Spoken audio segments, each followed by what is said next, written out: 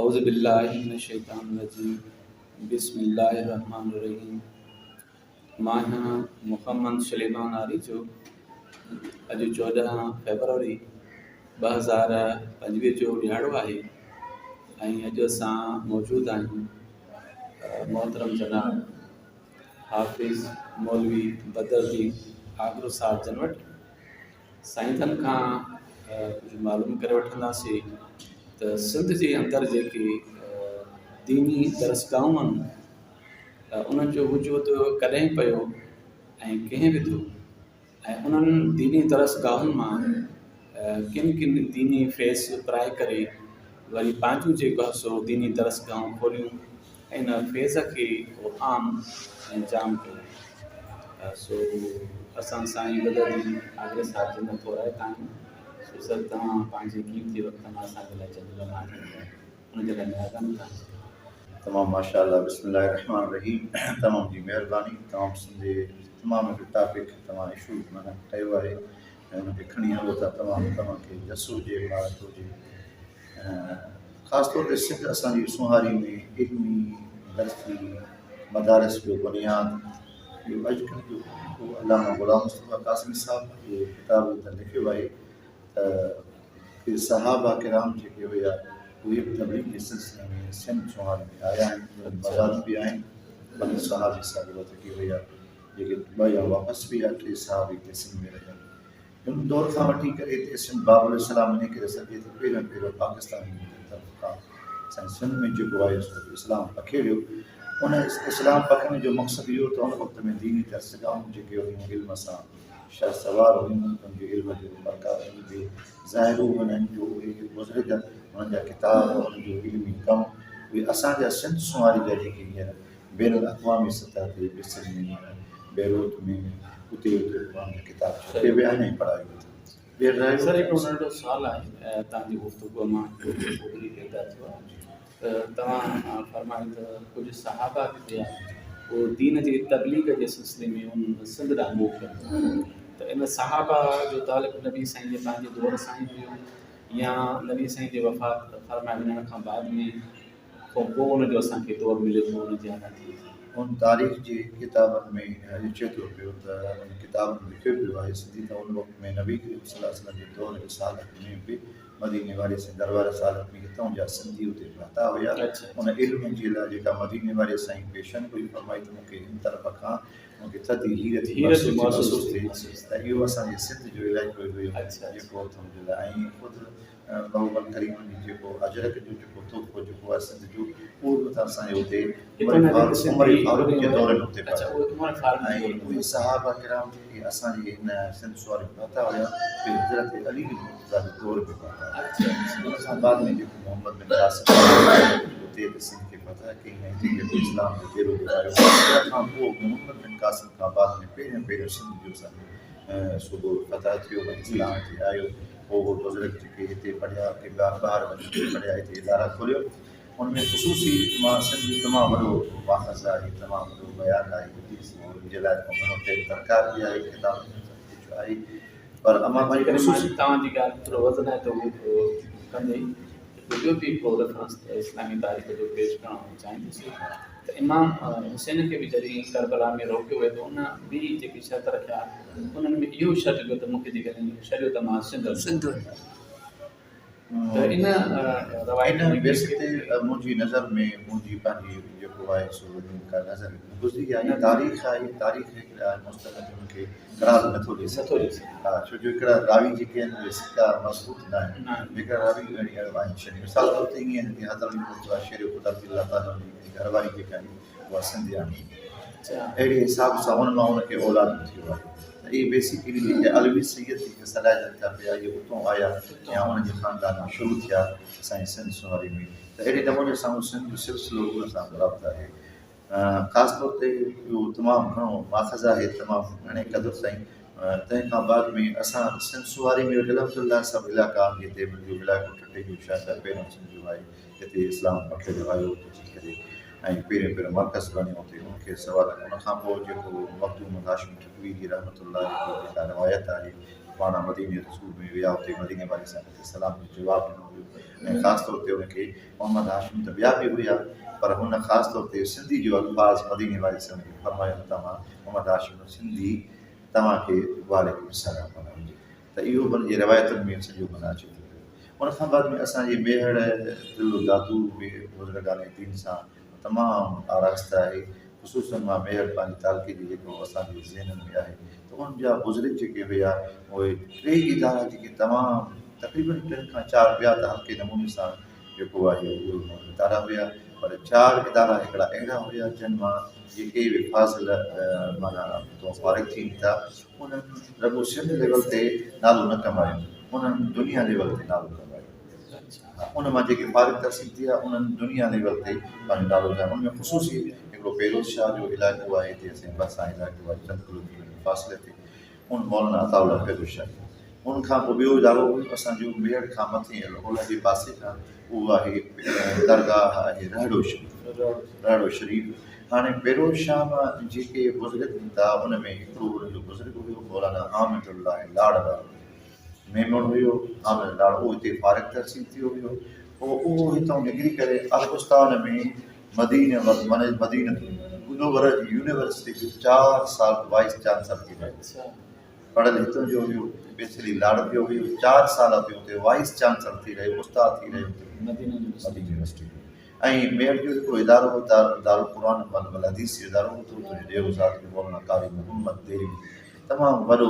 जेको कारी हुयो किराज शूबे में, उहो बि जेको आहे दुनिया लेवल ते हुते मदीने ऐं मके में हुते हुन इमामत कराई ख़तबो जेको आहे त हुन इमामत कराई उहो ॾींदा हुया। उते बि आलमनि जो उस्ताद थी रहियो, किरात जे हवाले सां फ़न जे हवाले सां वॾो शाहकार, उहो असांजी मेयर खे एज़ाज़ु हुयो। ऐं रहड़े शरीफ़ वारो जेको बुज़ुर्ग हुया उन रहड़े वारनि जे बुज़ुर्गनि मां हिकिड़ो जेको वॾो जेको बुज़ुर्ग उन्हनि जो हुयो, उन जे शागिर्दनि में जेके सोने जुतई वारा बुज़ुर्ग हुया उते हुन रहड़े शरीफ़ में पढ़िया हुया। पोइ उतां बाट शरीफ़ हुया, पोइ फारिग तहसील थी कयूं, शहदादपुर मां पोइ पंहिंजो इदारो क़ाइमु कयूं। त उन सोने जुतई वारनि वटि वरी असांजे सिंध जा वॾा आलिम बुज़ुर्ग साईं मोहम्मद कासिम मशहूर साहब उनखे शागिर्द हुया। त इहो मेयर खे एज़ाज़ु हो। मौलाना जेके रहड़े शरीफ़ जा बुज़ुर्ग हुया तमामु वॾी उन्हनि दीनी ख़िदमत कई, जो हिकिड़े अलामा मुहक़िक़ पंहिंजी किताबुनि में लिखियो आहे त रोज़ानो मट मस जी रोज़ उन मां किताब लिखबी, रोज़ मट मस जी ख़बर इस्तेमालु थींदो किताब इहो रहड़े शरीफ़ में। ऐं काननि जे नमूने जेके कलम किताबत कंदा हुया, गिलगन ठाहींदा हुया, उहे उते ठहंदा हुया काननि मां कई काननि मां रोज़ानो हिकिड़ो मट मस जो मन लिखियो। त एतिरा शागिर्द उते पढ़ंदा हुया, वॾा शागिर्द थी गुज़रिया आहिनि ऐं कमु कयो ऐं पढ़ायूं वठी ऐं तमामु वॾा बुज़ुर्ग उतां फारिग तहसील थिया। जीअं बेरोज़ शाह मां फारिग थी था, उन्हनि जा तमामु वॾा शागिर्द जेको नवाब शाह जामे मस्जिद रेशमा जो उहो बि साईं जो शागिर्द हो बेरोज़ शाह वारो, उहो तमामु वॾो आशिक़ रसूल हुयो, वॾो आलिम हुयो। त उन्हनि जे जेको आहे सो नालो कमायो वठी। त हिकिड़ो न आहे केतिरा आहिनि। वरी दारुल सोबो ख़ान मक्सी जो ॻोठु आहे नज़दीक बेरोज़ शाह जे भरिसां, उते दारुल फ्यूज़ वल क़ुरान जेको आहे सो इदारो हुयो, जंहिंमें असांजे उस्तादनि जो उस्ताद जेको मौलाना अब्दुल करीम मक्सी साहब, उहो बेरोज़ शाह वारनि जो शागिर्द हुयो, पर उन्हनि वॾनि इदारनि में पढ़िया। हाणे उनजे इदारे में उन वटि जेको असांजे सिंध जो वॾो बुज़ुर्ग आहे साईं सजण साईं दामद बरक़ातुहु आलिया, उनजो उस्ताद जेको हुयो उहो साईं मौलाना अब्दुल करीम मक्सी रहमतुल्लाह वटि पढ़ियो आहे। पोइ असांजा उस्ताद करीम ॻाल्हि कंदा हुया त जॾहिं साईं सजण साईं जो वालिद साहिबु साईं सोना साईं जॾहिं सोबे ख़ान मक्सी में ईंदा हुया त पोइ हिते असांजे मदरसे में तबलीग जे सिलसिले में ईंदा हुया त पोइ उते खट ते न सुम्हंदा हुया, पोइ उते हेठि सुम्हंदा हुया। साईं तव्हां बुज़ुर्ग आहियो, वॾा आलिम आहियो, तव्हां हिते सुम्हो, खट ते सुम्हो, तव्हां महिमान आहियो। चयो असांजो उस्ताद हिते तलड़ी ते पढ़ी वियो आहे, मां खट ते न सुम्हंदुसि। त अहिड़े नमूने सां उहे बुज़ुर्ग माना जंहिंजे उस्ताद जो एॾो अदब इख़्तिराम हुयो, उहे बि हिते सोबे ख़ान मक्सी में पढ़ी विया आहिनि। या वॾा आलिम जेके आहिनि तमामु वॾा नाला आहिनि। ताज़ो हिकिड़ो किताबु छपियो आहे मेहर जूं दीनी दर्सगाह, तक़रीबन 100 ॻोठ हुया मेहर जा, जंहिंमें असांजे उस्तादनि खे पूरी हस्ती आलिम किथे पढ़िया हुया, किथां पढ़ी आया हुया। अहिड़े नमूने सां उन्हनि में 90 ॻोठ हुन किताब में अची चुका हुया, 10 ॻोठ जेके रहिजी चुका हुया। उहे न छपी चुकिया मवाद हफ़्ते पोइ त थी वियो उहो छपी चुको आहे पर किताब मौक़िक़ जो जेकॾहिं तव्हां नालो हुते चयो था मौक़िक़ असांजो उस्ताद करीम हुयो जंहिं इहा तारीख़ सहेड़ी मेहर जे 100 ॻोठनि जी खां वधीक माना हुन ॻोठ में केतिरा उलमा हुया किथां पढ़ी आया हुया इहो सॼो हुननि ज़िक्र कयो आहे जेकॾहिं हुनजी हिकिड़ी थेसिस आहे हिकिड़ो मक़ालत थी सघे थो हुनखे जीअं हुननि हेॾी तहक़ीक़ कई जो उहे एतिरे क़दुरु जो हुन आलिम जे लाइ लिखियो अथनि त हीउ फलाणा किताब हिते पढ़ियो आहे फलाणा किताब हेतिरा हिन वटि पढ़ियो आहे इहा वॾी ॼाण आहे तमामु इहा कंहिं वटि ॼाण न हूंदी आहे वधीक मालूमात हूंदी आहे ॼमण जी मरण जी वधीक इहा तारीख़ थींदी आहे पर साईं एतिरो कमु कयो सॼी ॼाण किताब में दर्ज कई अथनि असांजा उस्ताद आहे जंहिंजो नालो असांजो मुफ़्ती करीम बख़्श मुंसी रहमतुल्लाह ताला अलैह सूबे खां मुंसी जा हुया हुन खां तक़रीबन 45 सालनि खां वधीक मेहर जे शहर में जामे मस्जिद अकबरी सईद अली अकबर शाह जे मदरसे में पढ़ायो हुयो ऐं सईद अली अकबर शाह उहो हरे सग़ीर जो वॾो आलिम दीन हुयो जेको पहिरियों आलिम हुयो जेको काज़ी आज़म मोहम्मद अली जनाह जो जेको आहे सो मुस्लिम लीग जो सिंध जो सदर थियो हुयो ऐं इल्मी लियाक़त वसीलत उनजी हुई जो तमामु उन फी सबीलिल्लाह इल्म जी बखेड़ जे लाइ मेहड़ में जेको इदारो पंहिंजो हुयो मस्जिद जी प्लाट हुयो मदरसो हुयो सभु फीस लाइ वक़ुफ़ करे छॾियनि ऐं ईदगाह जो प्लाट प्लस में तिलक चाड़ी हैदराबाद में जेका यूनिवर्सिटी पहिरियों स्कूल पोइ कॉलेज पोइ यूनिवर्सिटी उहो सॼो जेको फीस सभिनी लाइ वक़ुफ़ करे छॾियो इल्म जे हवाले सां ऐं पाण बुज़ुर्ग खे ॿुधाईंदा हुया त माना 1000 रुपया पघार जेका सरकारी हुनखे मिलंदी हुन वक़्त में उहो 800 रुपया मिसकीन ग़रीबनि खे जेको आहे सो उन्हनि खे फीस स्कॉलरशिप ॾियारी ॾींदा हुया तव्हां इल्मु पढ़ो ऐं 200 रुपया पाणी ख़र्च न त उन मदरसे में असांजा उस्ताद खे हुते पढ़ायूं असां फारग थियासीं ॿिया केतिरा ई आलम जेके सिंध जे लेवल ते तमामु वॾा नाला आहिनि जंहिंमें डॉक्टर अब्दुल रसूल काफ़ी साहब मुफ्ती साहब आहे गोकुल जा असां मुफ्ती गुल हसन अबू साहब आहे ऐं साईं कमर शनूर शाही जेको आहे नवाब शाह जो उहो वॾो शाइर सिद्धाती अवार्ड याफ़्ता उहो शाइर उहो जेको आहे सो असांजा शागिर्द हुया डॉक्टर अब्दुल रसूल कादरी साहब दड़ी मक़सीद में सकनि जा जेके 50 किताबनि जा तक़रीब मुसनफ़ आहिनि ऐं सिंध में साईं मखदूम मोहम्मद हाशिम ठटवी रहमतुल्लाह अलैह जी PhD पहिरियां सिंध जा इहे PhD होल्डर ऐं हुन ते PhD कई अहिड़े नमूने सां ॿिया काफ़ी शागिर्द आहिनि तमामु वॾा नाला आहिनि इन खां अॻु ताज़ो हिकिड़ो वफ़ात करे वियो आहे बुज़ुर्ग आहे हाफ़िज़ क़ुरान बि हुयो सिंध यूनिवर्सिटी में अरबी इस्लामी जो ऐं तमामु वाइस जेको चेयरमैन हुयो हुते अरबी स्टडी जो हाफ़िज़ ज़ैनुल आबिदीन सोडर साहब उहो बि यूनिवर्सिटी ताईं उहे पढ़ंदा ॿिया काफ़ी शागिर्द तइदाद में बाबा सलाहद्दीन जो जेको मौलाना पेशमाम हुयो उहे बि साईं जा शागिर्द हुया तमामु वॾा नाला आहिनि तारीख़ आहे तमामु जेको ॿुधाए था सघूं पिया ऐं उनजा पोइ असांजा उनजा साहिबज़ादा हुया उहे बि इल्म सां वाबस्ता हुया उनजो नालो साईं मोहम्मद अमीन मुक्सी साहब उन पहिरियों दादू ज़िले ते बुज़ुर्गनि आलिमनि सियासी समाजी सभिनि ते हिकु तारीख़ किताब जेको 97 में छपियो हुयो उन किताब जो नालो जोगेरा जहान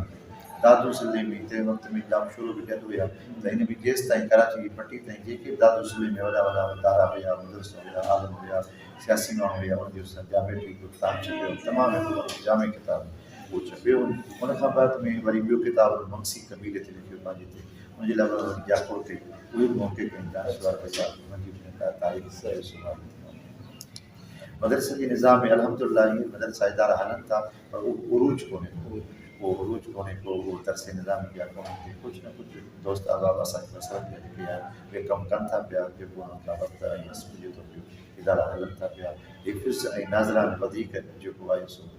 तवजो आहे दरसी निज़ाम में घटि आहे उन्हनि जो असांजो पंहिंजो फ़क़दान बि आहे ऐं इल्म जे हवाले सां बाक़ी ॿिया इदारा काफ़ी कमु करे रहिया आहिनि असांजी तालीम असल लेवल ते ऐं हिन वक़्त में जेको असांजो मुंहिंजे नज़र मुताबिक़ माना जेको दरसी निज़ामी में असांजी पहिरीं शाख आहे पीर जो ॻोठ जेको आहे उहा तमामु बहितरीनु कमु करे रही आहे पंहिंजे इदारे जे हिसाब सां दरसी निज़ामी जे हिसाब सां मदरसे जे हिसाब सां नज़्म ज़ब्त जेको मदरसे जो आहे इख़राजात जेको आहे त उहो पंहिंजे सरबस्ता पंहिंजे घरों ख़र्च करे इदारे चला रहिया आहिनि ऐं उन शाखूं आहिनि पूरी सिंध लेवल ते उन खां बाद में ॿियो जेको असां वटि जेको मसइलो हल थो हले थो पियो उहो आहे दावत इस्लाम उहे बि पंहिंजा इदारा क़ाइमु कया आहिनि अल्हम्दुलिल्लाह उते पंहिंजी इख़राजात ते कहिड़ो उन्हनि जो धंधे जो नमूनो आहे पर पंहिंजे कम सां कमु करे रहिया आहिनि ऐं कुझु न कुझु इदारा उहे क़ाइमु ऐं दाइमु आहिनि ऐं इदारा हली इहा बि ख़ुशनसीबी आहे ऐं अल्हम्दुलिल्लाह इदारा जेके जिथों फेज़ पकड़िजी चुको हाणे जीअं मां तव्हांखे ॿुधायो त सिंध जो फेज़ मौलाना रहमतुल्लाह साहब दरवेले जो बुज़ुर्ग आहे उन ॿाहिरि मुल्क में वञी तबलीग कई उते उस्ताद थी रहिया उते हिकिड़ो किताबु हिकिड़ो उते पढ़ायूं उहो किताबु हुनजो कलम कयो उहो किताबु बेरूत में छपियो काफ़ी जुल्दनि में किताबु आहे उहो किताबु छपियो अॼु ताईं उन्हनि जे दर्स में अॼु ताईं उन्हनि जे इदारनि में उहो किताबु पढ़ाए थो वञे इहो असांजे सिंध खे एज़ाज़ आहे त अहिड़ा आलिम हुया जंहिंजो इल्म जो फैज़ उन ॿाहिरि मुल्कनि में बि पढ़िजे थो ऐं पढ़ाइजे थो जे कोरस में रखियल आहे वॾो एज़ाज़ आहे अच्छा उन खां अलावा ॿी के दीनी दर्सगाह हुजनि जेके तव्हांजे मुताले हुजनि ॿियूं असांजे सिंध लेवल ते तमामु सुठियूं दर्सगाहूं आहिनि जीअं हैदराबाद में रुकुन इस्लाम जो इदारो आहे डॉक्टर अबुल ख़ैर ज़ुबैर साहब उहे बहितरीनु इदारो हलाए रहिया आहिनि उन वटि काफ़ी शागिर्द आहिनि ॿिनि दरगाहुनि ते बि अल्हम्दुलिल्लाह उते बि दर्स निज़ाम जो शोबा आहिनि मसलन तौर ते दरगाह साईं अलाहाबाद कंजारी शरीफ़ में दरगाह साईं हुसैनाबाद शरीफ़ में उते ॿियूं काफ़ी दरगाहूं ते निज़ाम ज़ब्त अल्हम्दुलिल्लाह दर्स निज़ाम जो आहे कमु हली रहियो आहे ऐं अंदरूनी असांजे अंदरि जेका आहे ॻोठ जेके आहिनि मेराड़ी जी मसलनि में उते बि काफ़ी उलमा हुया ताज़ो हिकिड़ो उलमा असांजो वफ़ात करे चंद ॾियारा थिया आहिनि मौलाना ज़मीन अहमद तुंहिंजो सिखंदड़ साहिबु उन जे इदारे में बि काफ़ी उलमा फारिग हाणे चंद ॾियारनि में वफ़ात थी आहे काफ़ी उनखे शागिर्द मिलनि था पिया बाक़ी सिंध वसी आहे तमामु जीअं ओवरकोट या सांगड़ या वरी जेके ॿिया ज़िला आहिनि अहिड़े नमूने सखर में बि असांजे अलहमदुलिल्लाह मुफ़्ती इब्राहिम साहिब जो मदरसो आहे मौलाना सईदी साहिब जो मदरसो ऐं इहे इदारा बुज़ुर्ग हुया जंहिंजो मशग़ूल हले थो पियो शिकार में मौलाना नसरुल्लाह साहिब मुफ़्ती साहिब उनजो इदारो हली रहियो आहे फज़द आहे मौलाना शफ़ीक़ अहमद कादरी साहिब इदारे खे हलाए रहिया आहिनि मौलाना हबीब अहमद कादरी साहिब उहो इदारो हलाए रहिया आहिनि ऐं लाड़काणे में हिकिड़ो मुफ़्ती साहिबु आहे सईद बादशाह पहिरियों गीलानी मदरसे में उहो पढ़ाईंदो हुयो काफ़ी शागिर्द सुठे नमूने सां बाक़ी पढ़ायूं वठी हाणे उतां छॾी करे पंहिंजे ॻोठ में थुला शरीफ़ में पंहिंजो इदारो ते क़ाइमु कयो अथनि उहे चंद शागिर्द पाण वटि रखनि था पंहिंजे घरां ख़र्च करे उनखे पढ़ाइनि था पर दर्स निज़ामी जो सुठे नमूने सां कमु करे रहिया आहिनि ऐं इदारो हलाए रहिया आहिनि ॿिया काफ़ी तइदाद में इदारा आहिनि तमामु असांजे जमात जा ऐं उहे कमु करे रहिया आहिनि दीन जी मतलबु मेरात में कोश आहिनि पुराणा साईं जेके बुज़ुर्गनि जा कमाल आहिनि जीअं तव्हांजे ख़ैर मोहम्मद आरिफ़ जा ॻोठ में साईं मोहम्मद आरिफ़ बि हुया जेके साईं रोज़े जा उस्ताद हुया उन सां को सिलसिलो जेको इल्म जो साईं हिदायतुल्लाह रिज़वी साहिब साईं पिया थो उन पंहिंजा काफ़ी तइदाद में शागिर्द पैदा कया इल्म सां जीअं तव्हांजे भरिसां वरी बाग़ानी शरीफ़ आहे साईं हाफ़िज़ मोहम्मद रहमतुल्लाह ताला अलैह उहे फयाज़ा जेके 909 में बि हाफ़िज़ जिन कया वठी करे पाण बि हाफ़िज़ हुया त अहिड़े नमूने सां इहो दीन जो दर्स जेको हुयो उन्हनि तवक्कल अलाह थी करे उन वक़्त में वसाइल कोन हुया ऐं वरी उन वक़्त में अलाह जा अहिड़ा सखी बाना हुया जेके वरी इन्हनि इदारनि जूं मददगारी मदद कंदा हुया असांजे उस्ताद करीम ॻाल्हि ॿुधाए सोबे ख़ान जो मुंशी सोबो ख़ान मुंशी ख़ुदि पाण जेको रईस हुयो ज़मींदार हुयो उहो उन वक़्त में लाइट जो सिस्टम कोन हुयो उहो पंहिंजे ख़र्च ते जेको तेल ॾीए में ॾीए में ॿारींदा हुया मदरसनि खे मुयसरु करे ॾींदो हुयो मेहर त छा लाड़काणे ताईं मदरसनि खे उते मुयसरु करे ॾींदो त उहो तेल ॿारनि वठी ऐं दीन में पंहिंजी मदद थी अहिड़े नमूने सां अहिड़ा मुफ़्ती ज़रात मिलनि था जो दीन जी मददगारी कंदा हुया उन्हनि जे तवसुल सां उहे इदारा हलंदा ऐं असांजे सिंध जो तमामु तव्हांजे पाड़े में साईं मुफ़्ती गुल हसन अब्दुल साहिब मदरसे मदीनतुल हुदा जे मां काफ़ी तइदाद हुई हिन वक़्त ताईं मदरसो हले थो पियो 50-60 तलबा जेके मुसाफ़िर पढ़ंदा पिया अॻिमें काफ़ी सभु जी तइदाद फारिग रसीद थी निकिता आहिनि उहे दीन मदीन में शामिल आहिनि ऐं उनखां अलावा बाक़ी जे शहर में हाफ़िज़ मोहम्मद मकसूद चन्ना साहिब जा फर्ज़ंद आहिनि हाफ़िज़ अब्दुल करीम वारा उहे बि अल्हम्दुलिल्लाह सुठे नमूने सां इदारो हलाए रहिया आहिनि काफ़ी मुसाफ़िर इदारे में पढ़ी रहिया आहिनि नसीराबाद में बि असांजे मुफ़्ती ख़लील अहमद चन्ना साहिब आहिनि उनजो इदारो जेको आहे बाईपास ते उहो हली रहियो आहे अहिड़ी तइदाद में पोइ अल्हम्दुलिल्लाह काफ़ी तइदाद में वारनि जे शहर में मुफ़्ती असांजो साईं कारी साहिब मौलाना ताज मोहम्मद कारी साहिब उहे असांजे उस्ताद जे शागिर्द उहे बि इदारो हलाए रहिया आहिनि ऐं अल्हम्दुलिल्लाह सुठो कमु करे रहिया आहिनि जुनानी शरीफ़ दरगाह शरीफ़ आहे उनजो बि वॾो कमाल थियल आहे उते घटि आहे मौलाना ताज मोहम्मद साहिब वारा खे उहे पंहिंजी दीन जी मदीन में कोशिशि लॻा पिया आहिनि काफ़ी तइदाद में ख़ैर नाथन शाही में नसीहत छुटल शाह साहिब जा जो इदारो तमामु वॾी आलीशान तरह सां हुते थींदो हुयो मौलाना फैज़ अहमद कुवैती साहिब बावरपुर वारो उहो हुते ईंदो हुओ दर्स निज़ामी जा दर्स हदीस ऐं दर्स क़ुर जा वॾा तफ़सीर हुते थींदा हुया वॾा उलमा में शरीक थींदा हुया उते उहो इदारो बि अलहमदिल्ला हींअर हली रहियो आहे, पर उहो उरूज उहो न आहे जेको अॻु में जेका अॻु में रहियो रहियो आहे। मुंहिंजा फर्ज़ंद आहिनि उहे कमु करे रहिया आहिनि। साईं फरीद पाक मशावरा हुया, उहे मुंहिंजा साहिबज़ादा कमु करे रहिया आहिनि। दादू शहर में काफ़ी उलमा थी गुज़रिया आहिनि, हुते काफ़ी उन्हनि कमु कयो आहे। दरगाह बी एड शरीफ़ आहे, हुते बि इदारो हली रहियो आहे। मुफ्ती फरीद अहमद जान अशरफी अज़हरी सुठे नमूने सां कमु करे रहिया आहिनि। वरी अॻिते तव्हां सेवण शरीफ़ ईंदो त सेवण शरीफ़ माशाअल्लाह असांजे साईं मुफ्ती अब्दुल हलीम चन्ना साहिबु, उनजो इदारो आहे शाह सदरुद्दीन दीन वारी मस्जिद बस आहे, दरगाह साईं कंदर शहबाज बस आहे, उनजे अंदरि बि उहो सुठो इदारो हलाए रहिया आहिनि। पंहिंजे दीन मदीन में तक़रीबन उस्तादनि जी 2 लख रुपया रुॻो पघार आहे हुते, जेके उस्तादनि ते कमु करे रहिया आहिनि। मुंहिंजा मुलाज़िम बि कमु करे रहिया आहिनि, घुर्ची रखियल अथनि, जेके माण्हू मुयसरु कनि था पिया, उहे दीन मदीन में कोशिशि राति हुते दीन मदीन जी ख़िदमत करे रहिया आहिनि। अहिड़े नमूने सां जाम शुरू आहे, भान आहे, भान सैदाबाद आहे, या ॿिया इलाइक़ा बि संजय दरियाव तव्हां इलाइक़नि में उहे एॾा पुराणा मिलनि माना था। असांजे सिंध जो को बि इलाइक़ो न आहे जिते को दीनी दर्सगाह मौजूदु न रही हुजे। थोरो घणो सिलसिलो हले थो हले हले थो हले थो अल्हम्दुलिल्लाह। पर ख़ासि तौर ते जेको तदरीसी अमल जेको आहे दरस निज़ामी जो, जंहिंमां आलिम दीन कमा थी निकिरे, उहो असां वटि कमु थी वियो आहे। हुन जे पुठियां छा सबबु आहे जो तदरीसी तालीम आहे? हाणे तव्हां काफ़ी सारा आइडिया मौजूदु मोहतरम नाला थिया, हुननि जी दर्सगाह हुयूं, एतिरे सवनि जे तादाद में उहो तदरीस जो अमल थींदो हो, शागिर्द फारिग़ थींदा हुआ। हाणे उहो रुझान छो माना पुठिते पइजी वियो आहे, घटि थी वियो? उन वक़्त में दीन जो जज़्बो हूंदो त पंहिंजे औलाद खे वालिदेन इहा तरबियत कंदा हुया त उनखे दीन सां वाबस्ता कनि। अंग्रेज़ी जो असां वटि जेको उहो इशू जेको असां वटि हलियो वठी, बाबा अंग्रेज़ी पढ़िजे त नौकिरी ईंदी, हेम थींदो, फ़ाइदा थींदा, उसूल थींदा, एॾो हुननि हासिलु कोन कयो आहे अंग्रेज़ी में। पर हुननि हिकिड़ो कारोबार जे हिसाब सां नियत कई वठी त हीउ मैट्रिक पास कंदो, इंटर पास कंदो, BA कंदो त हीअ नौकिरी मिलंदी, हीअ अञा वॾी तालीम हासिलु कंदो त हीअ वॾी नौकिरी मिलंदी। मिसाल आहे त इस्लामी लिहाज़ सां जो क़ुरान शरीफ़ जो हाफ़िज़ आहे, तमामु आलिम दीन आहे, जेके उहो पढ़ी इल्मु थी राज़ थी निकितो आहे, ऐं उहो कॾहिं बि उन आपघात न कयो आहे। उन कॾहिं बि कंहिं पंहिंजे गीत लाइ हड़ताल न कई आहे त मुंहिंजी पघार घटि आहे ऐं मुंहिंजी राशन घटि आहे, या मूंखे पूरत नथी थिए पई, या मूंखे नौकिरी ॾियो मां पाण खे। पर जेके अंग्रेज़ी जा वॾा जेके तमामु BSc BA में पेज में ठहनि, उहे पंहिंजी डिग्रियुनि खे त फाड़े रहिया आहिनि, पर पाण खे आपघात करण जे लाइ तयारु वेठा। हीअ दीन जो हिकिड़ो अहिड़ो इल्मु आहे जो तमामु हुन में जे कम हक़ूक़ जो करे उहो हूंदो त कॾहिं बि उन इल्म खां उहो इंसानु गाफ़िल न रहंदो, पर कॾहिं बि उहो सुञो बि न रहंदो। उनखे अलाह से उन दीन जी ख़िदमत करण जे करे, पढ़ण जे करे रब करीब उनखे बरकत अता करे।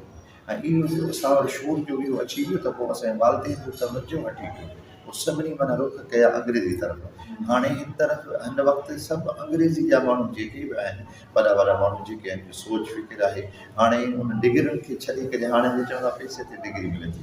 बाबा हीअ जेके नौकिरी वरी पैसे डिग्री पैसे ते मिले पई, हाणे नौकिरी पैसे ते थी मिले पई। असां पंहिंजे दीनी इल्म खां असां तॾहिं असां फारिग़ थियासीं। हर नौजवान जो इन तरफ़ तबिको थी वियो त हुनजी लख रुपया पघार आहे, मां बि इहो इल्मु पढ़ां, वालिदेन मां उहा मोहबत निकिरी वई। अॻे वॾा चवंदा हुया, मिसाल ॾींदा हुया, हिकु ॿिए में कचहरी में वेंदा हुया, तूं पंहिंजे औलाद खे छा थो पढ़ाईं पियो? चवंदो हुआ मां पंहिंजे औलाद खे क़ुरान शरीफ़ थो पढ़ायां पियो। आलिम वटि छॾियो थो, चवंदा हुआ ॾाढो पूरो कई, पंहिंजे बचे खे तूं आलिम दीन कंदे, हाफ़िज़ क़ुरान कंदे ऐं दीन सां वाबस्ता कंदे त ख़ुशि थींदा। पर जे उन कचहरी में, उन वॾड़नि जी कचहरी में जेकॾहिं को माण्हू चवंदो आहे मां पंहिंजे पुट खे मां अंग्रेज़ी थो पढ़ायां, मां हुनखे अंग्रेज़ी स्कूल में छॾियो अथमि, त उन वक़्त में उन वॾड़नि जी ज़हन सोच में इहा नफ़रत हूंदी, अञा तूं पंहिंजे पुट खे जेको आहे सो अंग्रेज़ी कंदे, अंग्रेज़ी थो पढ़ाईं पियो। यानी नफ़रत जी निगाहुनि सां उहो इहो ॿाहिरी पॉलिसी जेका हुई, जेका असांजे मुल्क जे अंदरि जेको माण्हुनि जे ज़हन खे इहा ख़बर कान्हे त इहा अंग्रेज़ी इहो इल्मु असांखे हिन दीन जे इल्म खां हटाए दूरि करे छॾियो, परे करे छॾियो। पोइ असांजो रुझान इन तरफ़ जो थी वियो त पोइ असां असली दीन खां तॾहिं महरूम थी वियासीं। उनजो रुझान वरी माण्हुनि जे नज़रिए मुताबिक़ जेके ॿिया असांजा सूबा आहिनि, तव्हां हलिया वञो बलोचिस्तान में, हलिया वञो तव्हां असांजे पंजाब में, पेशावर में वञो, KPK में तव्हां वञो त उते जेके बि इदारा आहिनि उहे पंहिंजे मातहत जेको आहे, न कंहिं सरकारी गिराण में, न कंहिं जेको आहे पंहिंजी गिराण तहत उहे इदारा हली रहिया आहिनि, जंहिंमें 500 शागिर्द आहिनि। तमामु जेको आहे त उहे हली रहिया आहिनि, छाजे करे उतम वारनि माण्हुनि में वो दीन सां खणी तरह वाबस्ता न आहिनि पर हुननि जी दीन वारनि सां मोहबत आहे। उन मुल्क सूबनि जे अंदरि माण्हू दीन सां मोहबत रखनि था, पंहिंजी ज़कात पंहिंजी ख़ैरात उन इदारनि खे ॾियनि था, उनखे मज़बूत कनि था। ऐं असां वटि जेको रुझान पइजी वियो, असां वटि जेका ख़ैरात आहे या ज़कात आहे जो ख़ुदा आहे उहो असांजो इहो थो वञे जो लिखा में थी वञे पई त असांजो अॻो वरी असां सौ देगी जे लाइ ख़ैरात कईसीं, वॾी ख़ैरात कयूं, शाहूकारनि जे लाइ लता महा मिस्किन जे लाइ ख़ासि वक़्तु हुयो या इहो। हाणे तव्हां टिनि सूबनि में तव्हां विज़िट कयो, तव्हां ॾिसो उन्हनि माण्हुनि खे जॾहिं का ख़ैरात करणी पवंदी आहे, इसाले साफ़ करिणो पवंदो आहे, उहे इदारे में वेंदा आहिनि। इन इदारे जो 500 शागिर्द आहिनि जो हिकिड़े वेले जूं घणियूं देगियूं त उते उहो मुयसरु कंदी उते ॾेई छॾींदा आहिनि, कंहिं ख़बर ई कान पवंदी आहे त हीअ दीन जा मदरसे जा ताल पढ़ंदा ॿिया अवल तालीम आहिनि, इहे मदार मज़बूत थींदा। उन सूबनि में उहे माण्हू ईअं आबाद उहे मदार इदारा हली रहिया आहिनि ऐं असां वटि रुझान इहो तब्दील थी वियो आहे, सोच तब्दील थी आहे, इन जे करे असांजी मदद सां गिलास तव्हां ॻाल्हि कई त चंद साहबा हुया जेके तब्दीली सिलसिले में विया हुया, ऐं तव्हां इहो बि फ़रमायो त हुन जूं जेके आहिनि तुर्बतूं उहे बि त उनखे थोरो वाज़ी कयो त कहिड़े इलाइक़े में हुननि जूं तुर्बतूं मिलनि थियूं या चई वञनि थियूं। अल्लामा ग़ुलाम मुस्तफ़ा क़ासिमी साहब पंहिंजी किताब जे अंदरि लिखियो आहे त उहे तुर्बतूं ॿिनि रिवायतुनि में लिखियो आहे। हिकु रिवायत हैदराबाद जो ॾिसे थो पियो, उते उनजी मज़ार टिनि साहिबनि जी मज़ार शरीफ़ आहिनि ऐं ॿियूं मज़ारूं जेके ॿुधाइनि था पिया सखर जे भरिसां शिकारपुर जे विच ते लखी गुलाम शाह खां भरिसां उते हिकिड़ो ॻोठ आहे, उन कब्रिस्तान में बि साहिब जो मज़ार आहे, माण्हू अचनि वञनि था पिया, उते लिखियो पियो आहे। ऐं तहक़ीक़ न थी आहे, बाक़ी ग़ुलाम मुस्तफ़ा क़ासिमी साहिब जेका तहक़ीक़ कई आहे उहा ख़ासि हुन हैदराबाद वारे जेको आहे कब्रिस्तान उते जेको आहे त हीअ साहबी रसूल हुया। 5 सहाबी जेके माना आया हुया उन वापसि विया हुया, 3 हिते रहिया हुया मसालो में हिते उन बुज़ुर्ग खे तहक़ीक़ सां लिखियो आहे, हवाला ॾेई करे लिखियो आहे। अञा ॿियो किताब हिकिड़ो छपियो आहे, हुन में हीअ बलोचिस्तान में साहब जो नज़ारो गुजदार जे शहर में जेका जियो ऐं जंहिंमें ख़बर शर्ती हज़रत सनान बिन सलमा रज़ी अल्लाह ताला मज़ार शरीफ़ आहे गुजदार शहर में, उहा असां ज़ियारत कई आहे, उहा उते मज़ार शरीफ़ आहे ऐं उन सां के पी में उते ज़ियारत हमारे साहब त इन नमूने सां तबलीग इस्लामी सिलसिले में उहे आया आहिनि, उते आबाद थिए मज़ार असांजे तारीख़ी तौर ते मशहूरु मारूफ़ आहे त 712 में मोहम्मद बिन क़ासिम आयो ऐं उनखां पोइ वरी इन खिते खे बाबुल इस्लाम जो लक़ब मिलियो। इन साहबा जो अचण खां अॻु में हुनजे अचण जो मक़सदु सिर्फ़ु दीन ई तब्दील जीअं मोहम्मद बिन क़ासिम जो मशहूरु आहे त उहो जंग जे सिलसिले में आयो हो राजादार सां,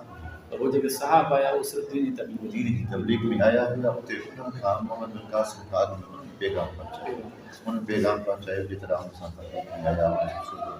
उन खां पोइ मोहम्मद बिन क़ासिम आयो, हिजाज़ बिन यूसुफ जे दौर में आयो, उहो हिते आयो त उते जेको आहे पता कयो इस्लाम जो पैगाम वधीक जेको तरवेज जेको थियो दफ़ो तव्हां लखनि लाइ करे थोरा जो तव्हां मुख़्तसिर टाइम में एतिरा वसी इदारा उन्हनि जा नाला ऐं उन्हनि जे बानीकार जा नाला ऐं उन्हनि वटां जिन जिन फेज़ पढ़ायो उन्हनि खे हिते रवानगीअ सां पेश कयो, उन्हनि जे लाइ बि असां तव्हांजो मुख़्तसिर टाइम में तव्हां एतिरी सारी असांखे जेको आहे जेतिरी बयानु करे थी सघिया तव्हां सिंध सां रिलेटेड मदारसी लाइ असांजे साम्हूं पेश कई